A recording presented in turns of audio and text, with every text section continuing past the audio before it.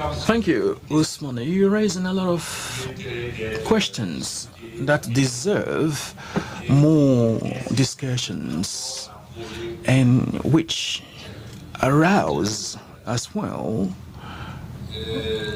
questions for more clarifications. Maxwell, you're going to get the floor. I'm still optimistic. But with your presentation, this has But I want to say down three things in the 5 minutes that I have.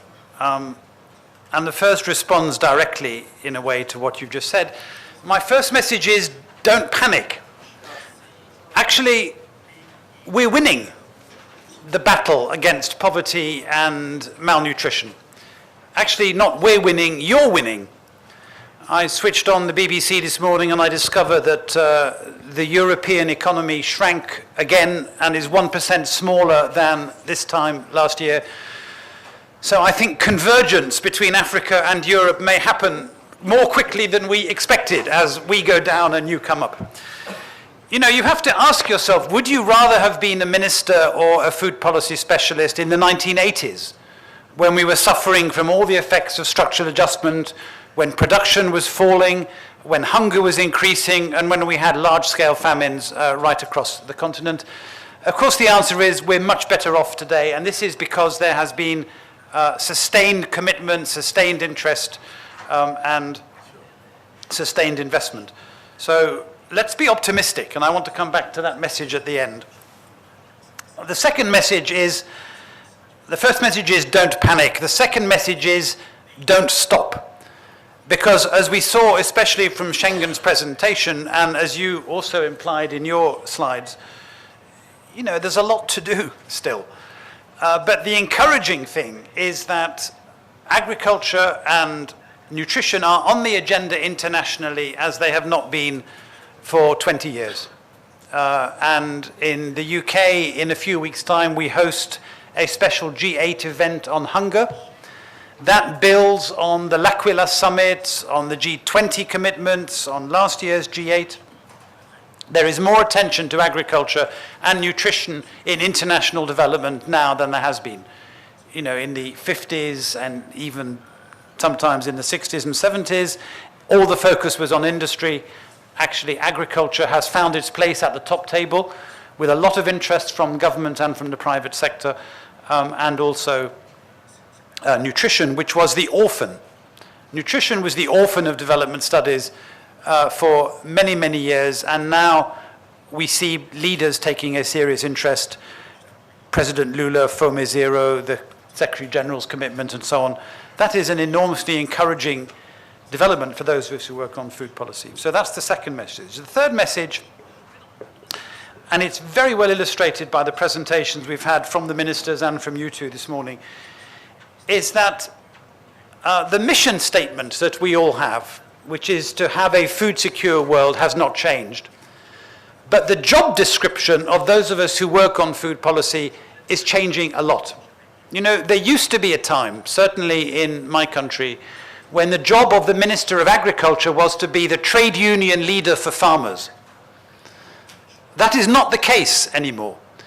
And coming from the UK, it is remarkable how food policy appears on the front page of the newspaper every day, and some of it is about agriculture, especially climate shocks and the way in which we sustain production without damaging the environment.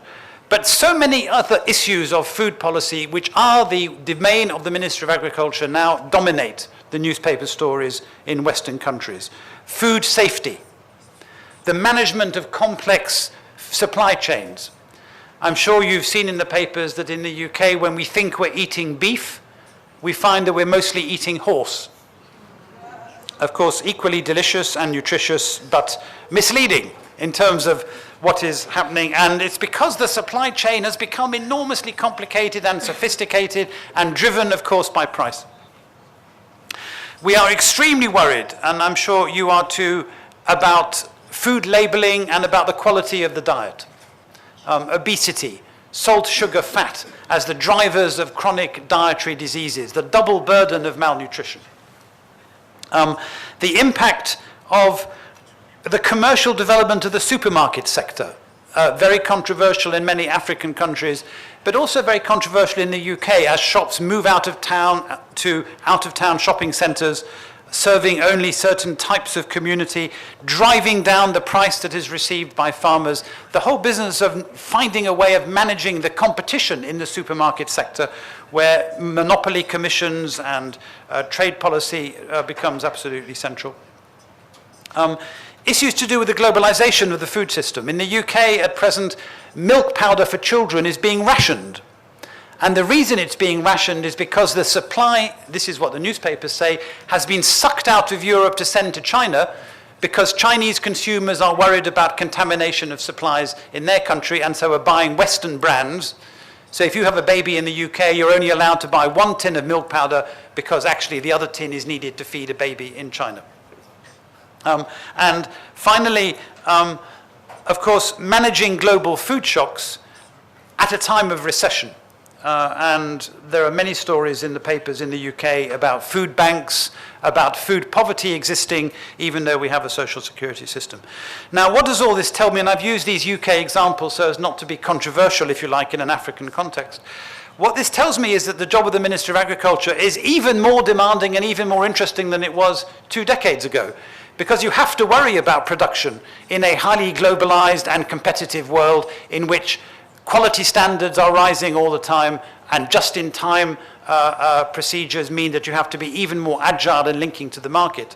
So the agriculture sector must be agile, but also you have to deal with all this new food policy around how you manage social protection, about how you manage the competition in the supermarket sector, about how you manage the off-farm jobs associated with food. Now, what I've taken away today then is 3 messages. First, don't panic, because you are winning.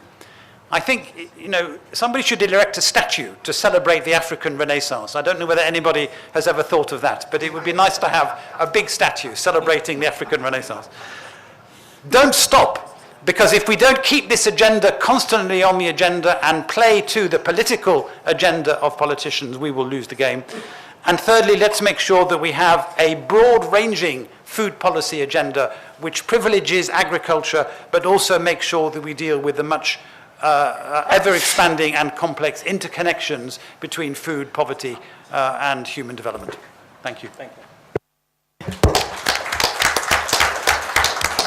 2 messages, don't panic, don't 2 stop. messages, don't panic, don't stop. We have 20 minutes for general discussions. I'm going to open the first list, and we're going to see how we're going to manage time before observing coffee break. The floor is open for, I want to see I can see some hands raised. So please give me your names if you can. Mr. Honorable Sise from Sierra Leone. Okay, Ghana. And Ghana. Okay. The ministers first. Les ministres, en premier lieu. Ministre d'abord.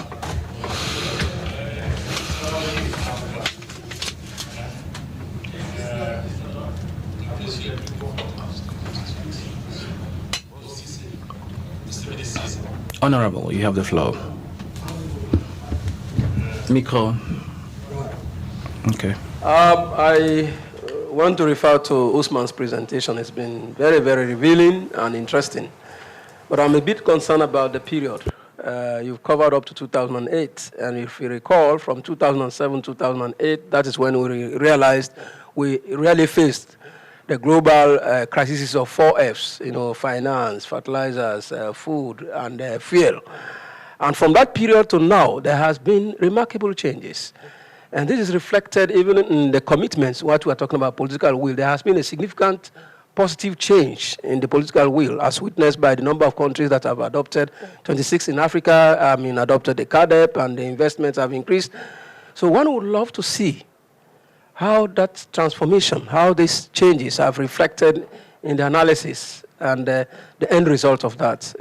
That's my area. I'm interested in.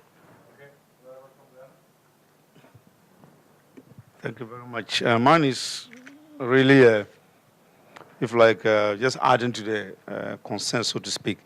I like the analysis done by Dr. Ousmane Badiane, except to say whether the rather unconventional growth pathway of Africa in relation to the rest of the world does not seem to be interrogating the notion that perhaps industry, agriculture to industry is the best transformation. Couldn't it just be agriculture to services being the best way to transform the African situation? I'm happy that the gloomy picture has been brightened by these words of encouragement from Dr. Maxwell. And to add that the sector is also responding. The complex nature of it has had a response from the fact that perhaps 20, 30 years ago, the kind of human resource we found managing the policy environment for agriculture in Africa has also changed tremendously, to the extent that perhaps researchers such as those from IFPRI and local systems can have a conversation on an equal basis, and that narrows the time gap between discussion and implementation to the benefit of African agriculture. Thank you. Yes.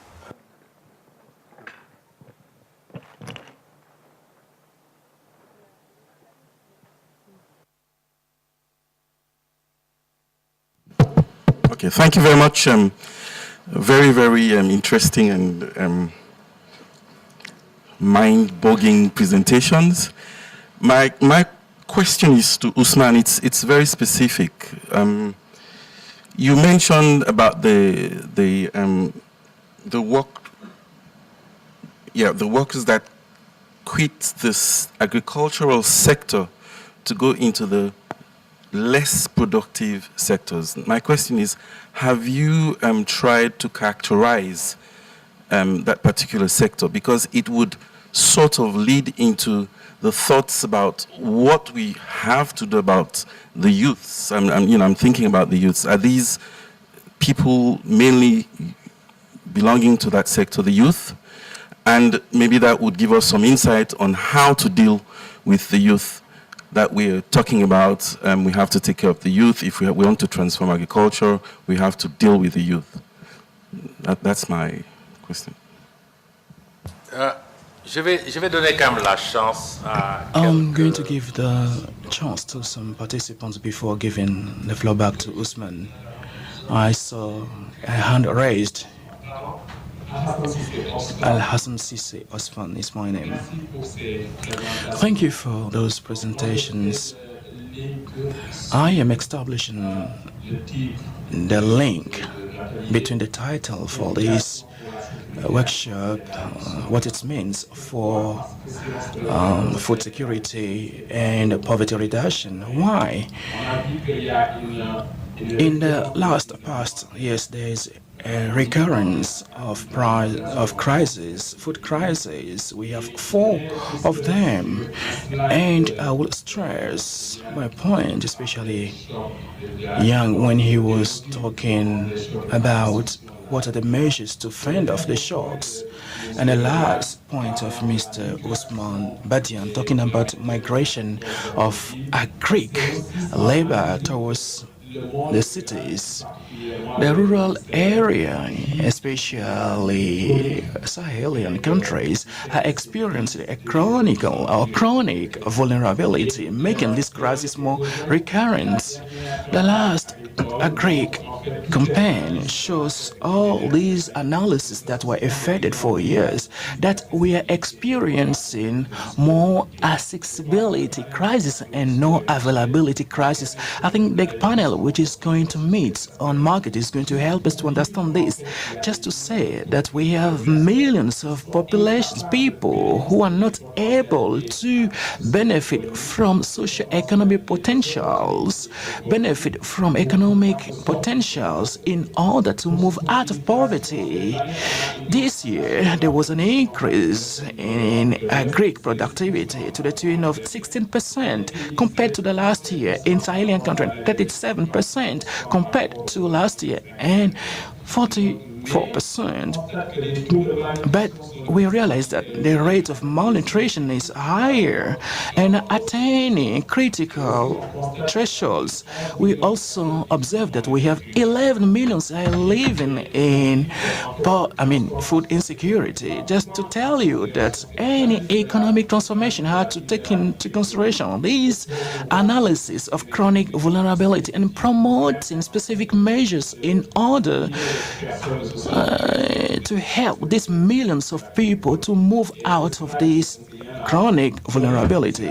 Mr. Young's slide gave us some measures with regard to safety, social networks, nets, and we can also think about other ideas in order to accord more value to agric sectors, agric reservoirs, and agric transformation. This is just a contribution and also a provocation with regard to the vulnerability and the links that we can establish with regard to economic transformation in Africa, West Africa.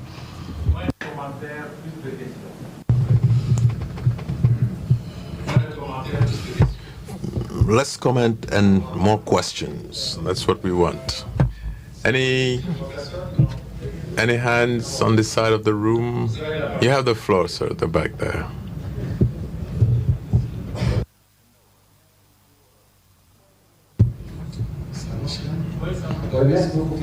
Thank you, Chairman. I have a question.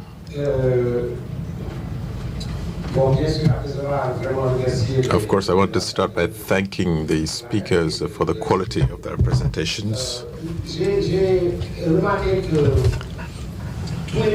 And I will go on to say that I have noticed that after Maputo 2003, all the countries who have made it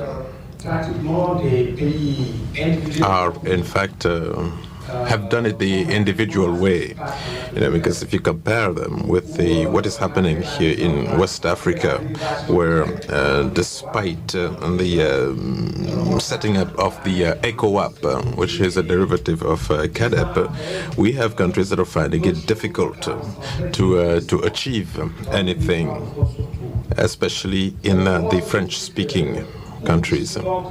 Now, how come we're told so often that the agricultural policy is not only, or is not a national affair, and then at the same time, all those countries that have made results have done it the national way, as it were? There's a sort of contradiction in terms here that I would like to hear you on. Thank you.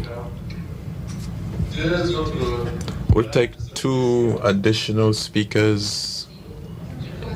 Thank you. I want to commend first the speakers for the brilliant presentations they've made. My name is Madame Nyan Aifa from the World Bank here in Dakar.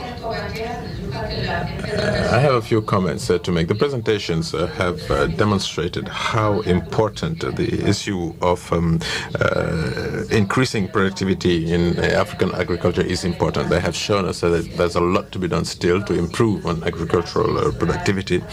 It showed us also that if you look at some of the performance or results that have been achieved in certain countries, in Senegal, there's a room for optimism. In rice in Senegal, for instance, we have levels of output of 6 to 12 tons per hectare, which are higher than what you will find in other parts of the world. This shows that there's room for progress here in Africa. There's success stories that can that should be, I think, made known more largely than they have been so far. Now, the other comment I have is in relation to the migration of labor from rural areas to urban areas. We have been shown this morning that agriculture is more productive.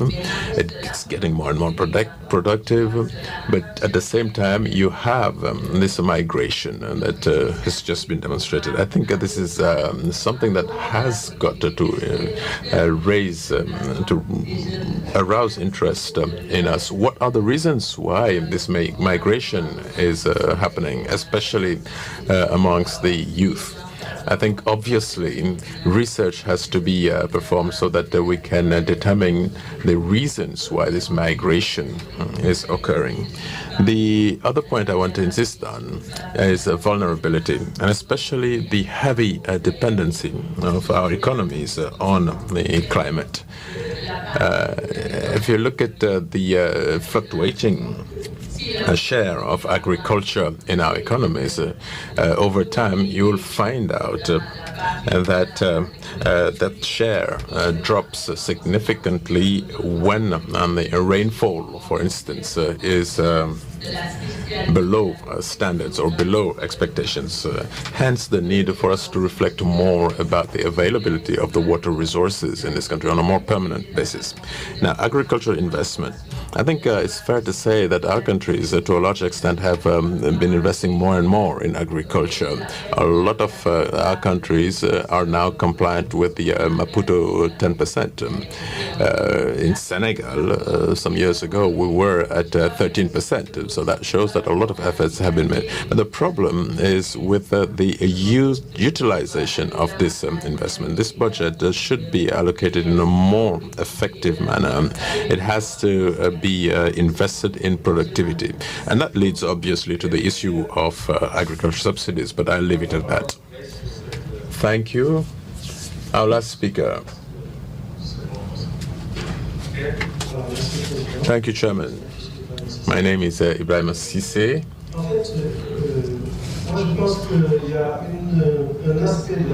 I think in food security there is one aspect that is of course taken on board. I'm not saying it is not at all, but it could be taken on board to a larger extent. That's the health side of it, because the processing, the marketing, and so on, all these are important, but you need to have harmonized legislation like they have it at the European Union with the regulations on hygiene and health. In our countries, we don't have that, at least not at the same level, and that is a problem. The second problem to me is that we need to have products that are competitive, products that can absorb on labor force. But that means that you need more quality in the products. You need to have producers and processors who will be capacitated to perform better. Now, the example of rice was given earlier, but it's not the good example, because you know that the rice that is locally produced is rich in fibers, that is more suitable for people with diabetes. But you know what we need globally is to have proper support and assistance to our farmers, our producers, our processors, so that they come up with products of a better quality, and that in turn is going to make the share of agriculture at large in the national economy greater.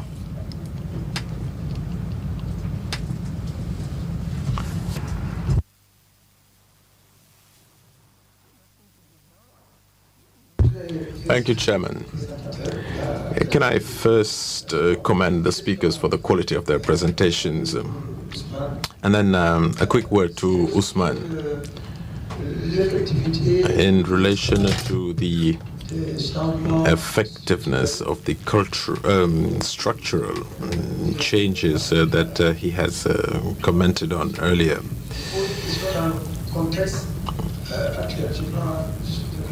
If you take the case of Senegal, the projections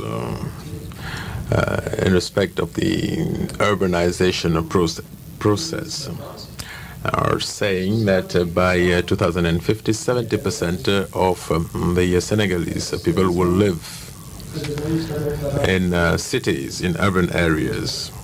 And I think this is the sort of trend that you will see in a lot of other African countries. You're telling us that labor are migrating from a more productive sector, agriculture, to a sector that is less productive. It's the informal economy. This is a phenomenon that we know here in Senegal. Now, these projections, these predictions I just mentioned, are not looking like things are going to get better. You know, we're moving towards a world where the needs in food are going to increase.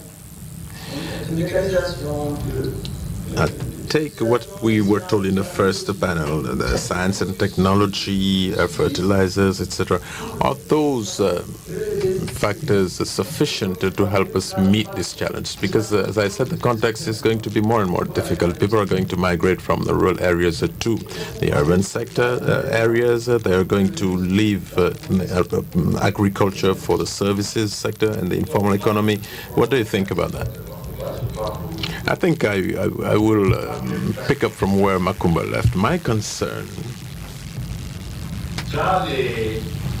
is the following one. In the paradigms that we know of, agriculture at a certain point, because of its level of development, no longer needs a labor force and exports that force towards other sectors. That's what happens normally.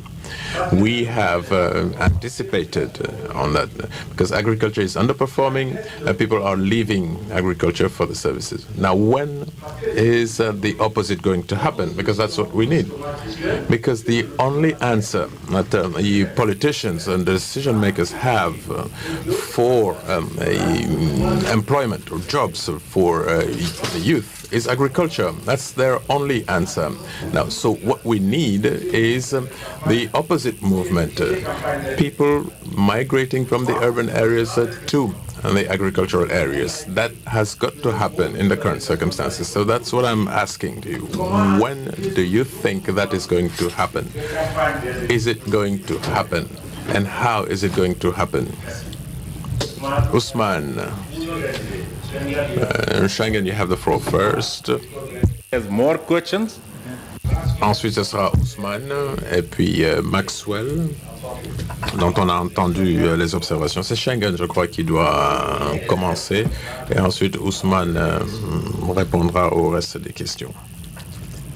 Well, thank you. I think most of the questions are to Ousmane, so it would be an easy task for me. Firstly, I think, Simon, thank you for your good comment. I think, should we panic? I think when we see the hungry children, when we see this, the starvation, we should be panicked. Although we have made tremendous progress in reducing the number of hungry and malnourished people. But as long as there are still millions of hungry and malnourished children and women and babies, I think it is our moral obligation to work on it. I don't know, it's my standard is sometimes I do feel very panic. Yeah, I very much agree, don't stop. We have made tremendous progress. We should continue to make progress. Now, the economic transformation is an economic process. From my own experience in Asia, agriculture starts first. So without agriculture, your food security, your poverty will not be able to be solved. So that problem will not be solved. So when do the people begin to move from agriculture to non-agriculture? It's a productivity, yes. If there's a difference between urban productivity and rural productivity, then the people will move. To what point? To the point that productivity should equal. Otherwise, the people always move. But then the question is why there is a difference. Difference in productivity in rural and urban, in agriculture, non-agriculture. Distortions. Many countries restrict people's migration. So that's why the agriculture productivity usually is lower than the urban sector in many Asian countries like China, Vietnam. But here in Africa, maybe it's aspiration. The young people have the aspiration to move to cities. They think when they move to city, they will enjoy this Western style lifestyle. That's what they watch from the movies, from others. But when they end in the city, there's no job, there's no income opportunities. So yes, the best strategy is to keep these young people in rural area, to provide land, capital, skills, so they can convert farming into business. It's not just surplus poor, right? Or we have no other opportunities, so I have to be stuck in agriculture. So that's not right. And well,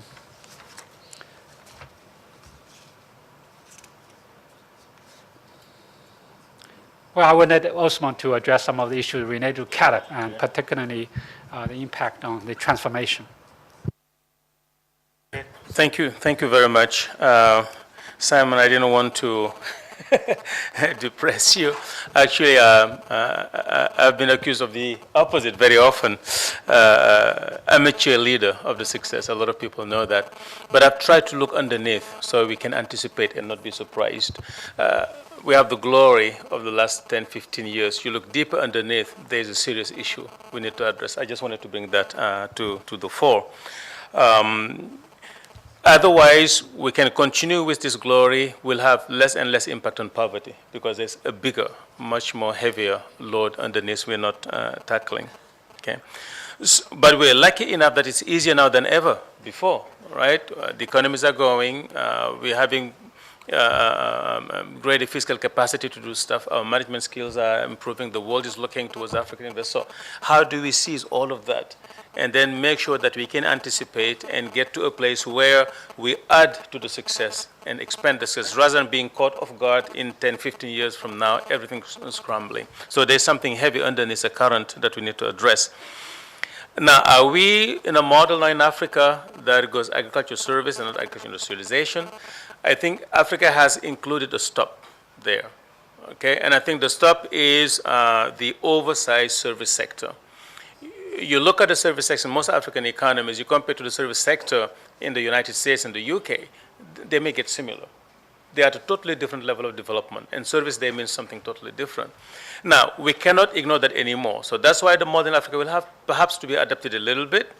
While you're addressing agriculture, which you have to make more productive, and to slow down this migration, you ask yourself, what do I do with the stock of labor in there and in the service sector? That's where the use question comes in.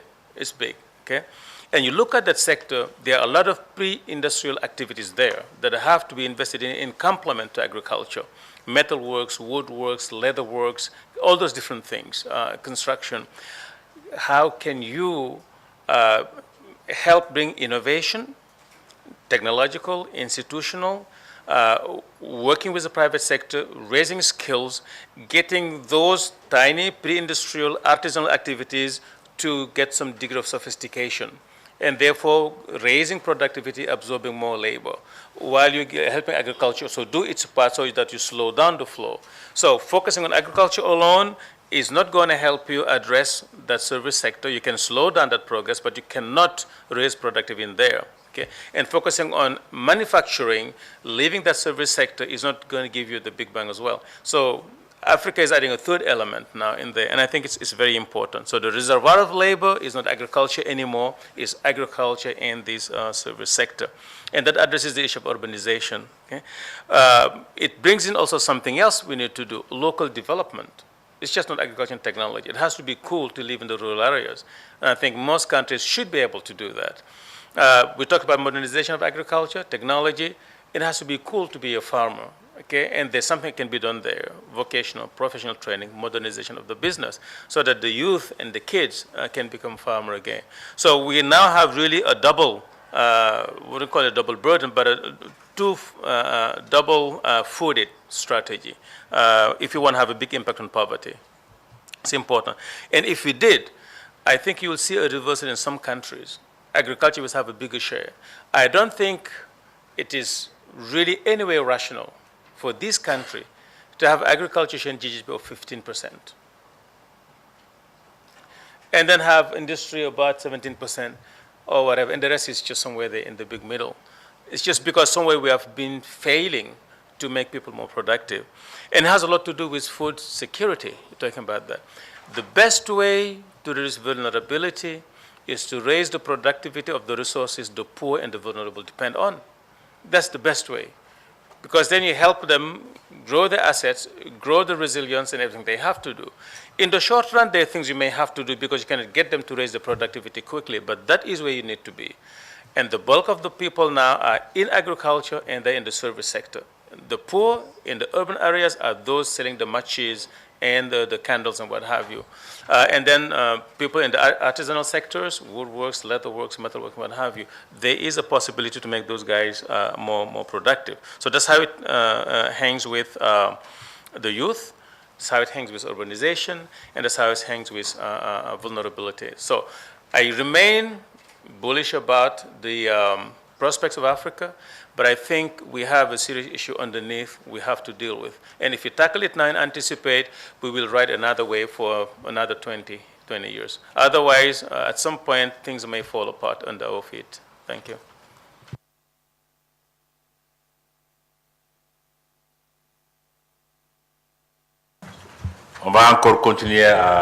Okay, this was just the beginning of the discussion. We're going to carry on, obviously. And I hope that this sort of discussion we're going to have also regionally. You know, in our regional agenda, these issues have to be brought back to the fore. We have to talk about them with academia, for instance, because they have a contribution to make. This issue of urbanization is extremely important. What we predicted since Sahel 20 is being confirmed today when the economic trends are pointing to the opposite direction. So what should we do? I will ask you for a round of applause to our panelists. They have been very good. Thank you.